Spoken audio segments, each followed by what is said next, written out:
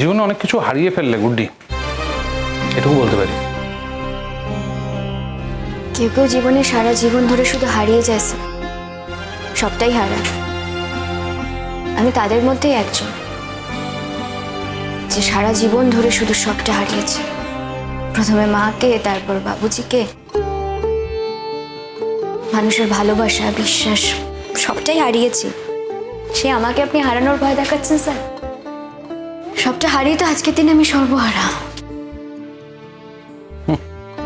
খানিকটা নিজের কারণেও হারিয়েছো নাকি? হ্যাঁ, আপনি যদি সেটা বলেন তাহলে তাই। এই নিয়ে আমি কোনো কন্টেস্ট করবো না স্যার। সত্যি বলেই কন্টেস্টটা করবে না। সত্যি না হলে আমি তোমাকে যতটুকু চিনি গুড্ডি, তুমি কন্টেস্ট করতে। স্যার, এই সত্যি মিথ্যের তর্কটা তোলা থাক না। আপনি আর কিছু বলবেন? স্যার, আপনাকে আমি একটা রিকোয়েস্ট করছি। আমার ব্যক্তিগত জীবন নিয়ে আমি কারোর সঙ্গে আলোচনা করতে চাই না। ব্যক্তিগত জীবনটা আমি আমার কাছেই রেখে দিতে চাই। ওই জীবনে কাউকে ঢুকতেও দিতে চাই না। ওই জীবনের কোনো কথা আমি কারোর সঙ্গে শেয়ার করতে চাই না স্যার। তোমার জীবনে তুমি কি চাও, তুমি কি চাও না, সেটা সবসময় তোমার উপর নির্ভর করে না। আমার জীবনে চাওয়া না চাওয়াটা তো আমার উপরেই নির্ভর করে স্যার। ও, তোমার দিদি মিঠি তোমায় কতটা ভালোবাসে তুমি জানো? আমিও ভালোবাসি। মিঠি তোমার জীবনের দায়িত্ব নিতে চায় জানো? স্যার, উনি মহান তাই উনি আমার দায়িত্ব নিতে চান। কিন্তু কেউ দায়িত্ব নিতে চাইলেই যে আমিও নিজের দায়িত্ব ছেড়ে দেবো তা তো নয় স্যার। মিঠি তোমাকে বোনের মতো ভালোবাসে গুড্ডি। তুমি বাসো না দিদির মতো ভালো? আমিও ভালোবাসি স্যার, দিদি হোক আর নাই হোক। ভালোবাসি বলেই কিন্তু আমি মিঠিদির সব কথা শুনি। মিঠি আসবে তোমার কাছে। যে মানুষটা আমাকে বোনের মতো ভালোবেসেছে তার আমার কাছে আসার অধিকার 1000বার আছে স্যার। তবে তার আসার সঙ্গে অন্য কোনো হ্যাংওভার থাকলে চলবে না। তাহলে আমি বাধ্য হব নিজেকে দূরে সরিয়ে নিতে। স্যার, একবার পালাতে চেয়েছিলাম, ধরা পড়ে গেছি। কিন্তু একবার ধরা পড়ে গেছি বলেই যে বারবার আমি ধরা পড়ে যাব তা তো নয় স্যার। আর এবার যদি আমি সত্যি সত্যি পাহাড়ে চলে যাই, আমাকে আর কেউ ফিরিয়ে আনতে পারবে না।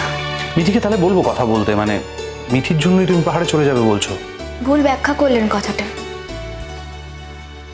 আমি যে বিষয় নিয়ে আলোচনা করতে চাই না সেই বিষয়টা যদি অন্য কারোর মাধ্যমে আমার কাছে এসে পৌঁছয়, আর আমি যদি সেটা বন্ধ করতে না পারি, তাহলে আমি পাহাড়ে চলে যেতে বাধ্য হব স্যার। নিজেকে দূরে সরিয়ে নিতে বাধ্য হব। আর আমি তো এখানে সারা জীবন থাকতে আসিনি, তাই যাওয়ার অধিকার আমার আছে। আমার তো এই জায়গাটা ভালো নাও লাগতে পারে স্যার। আচ্ছা, তুমি জানো পিকলু ট্রান্সফার হয়ে যাচ্ছে? জানো? হ্যাঁ, মানে এটা তো হওয়ারই কথা। ভালো তো। এই সময় ওনার একটু নিজের স্পেস দরকার। দুজনে তো একসঙ্গে সময় কাটানোই হয়নি।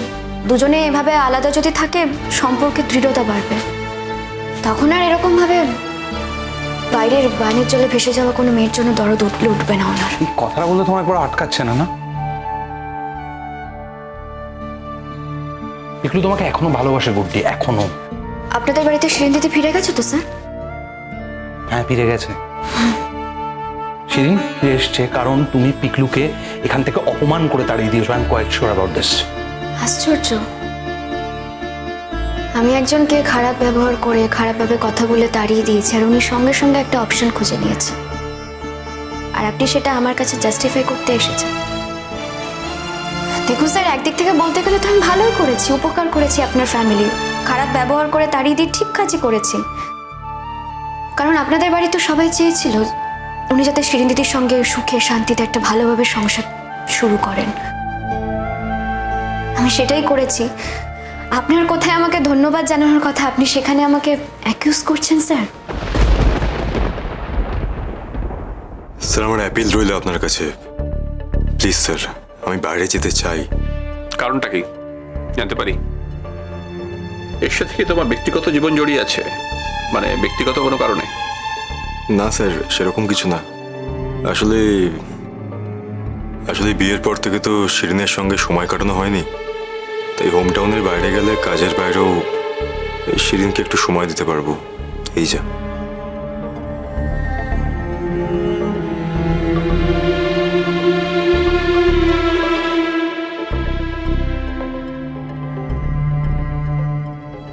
তার মানে প্যাচ আপ করার চেষ্টা করছো? প্যাচ আপ কেন করতে যাবো স্যার? প্যাচ আপ করার মতো তো কিছু ঘটেনি, মানে ঠিকই আছে প্যাচ আপ। Is it? হ্যাঁ, মানে একটা মিসআন্ডারস্ট্যান্ডিং ছিল, আমি ক্লিয়ার করে দিয়েছি, ঠিক আছে এখন। Oh, that means now everything is all right. Almost.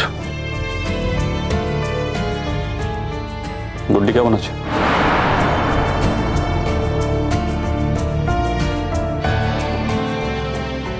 Sir দেখুন, গুড্ডি তো আর আমার আমার বাড়িতে থাকে না, তো গুড্ডি কেমন আছে সেটা আমার পক্ষে জানা সম্ভব নয় স্যার। এটা কবে থেকে শুরু হলো?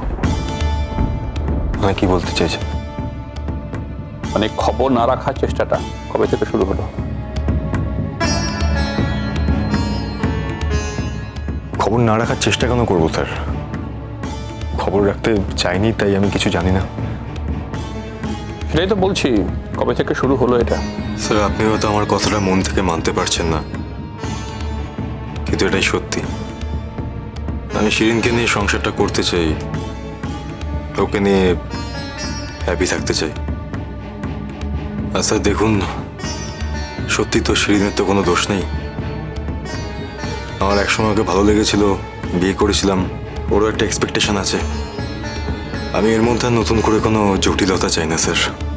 এগুলো মন্ত্রের মতো নিজেকে বোঝাচ্ছ, তুমি নিজে এগুলো বুঝতে পারছো তো? ছাড়ুন না স্যার, বাদ দিন না, কেন এই কথাগুলো বলছেন? তুমি গুড্ডির থেকে দূরে যেতে চাইছো, সরতে চাইছো, তাই তোমার বাইরে পোস্টিং দরকার, রাইট? স্যার দেখুন, এই গুড্ডির সঙ্গে কাছে কিংবা দূরে থাকার কোনো কোনো প্রশ্নই এখানে উঠছে না। আমি শুধুমাত্র আমার ওয়াইফের সঙ্গে, মানে ওয়াইফের কাছাকাছি থাকার চেষ্টা করছি। আসলে আমি তো আগে থেকেই জানতাম যে আমার একটা অন্য জায়গায় ট্রান্সফার হবে, তাই একটু আগে থেকে আপনাদের কাছ থেকে, মানে আপনার কাছ থেকে আমি জানতে এসেছিলাম। এবার আপনারা যদি অন্যরকম কোনো সিদ্ধান্ত নেন, সেখানে তো আমার কিছু বলার নেই। যদি পোস্টিংটা হয়, মানে আমি রিকোয়েস্ট করবো আর কি, যদি পোস্টিংটা হয়ে যায় আমার খুব ভালো লাগবে। আমি আসলে স্যার ওই শিরিনকে কথা দিয়েছিলাম যে আমার এই ট্রান্সফারটা হয়ে যাবে। শিরিন কি কোনো শর্তে রাজি হয়ে এখানে এসছে? আর তার মধ্যে এটা কি একটা শর্ত ছিল? না মানে স্যার, এটাই তো স্বাভাবিক। দেখুন, বিয়ের পর থেকে তো ওর উপর দিয়ে খুবই স্ট্রেস গেছে, আর আমিও তো okay. Anuj, you don't need to protect Shirin. আমি এক্স্যাক্টলি জানি আমার কাছে আরই করবে না। জাস্ট এইটুকু বলো, তুমি কোনো শর্তে রাজি হয়েছো কিনা?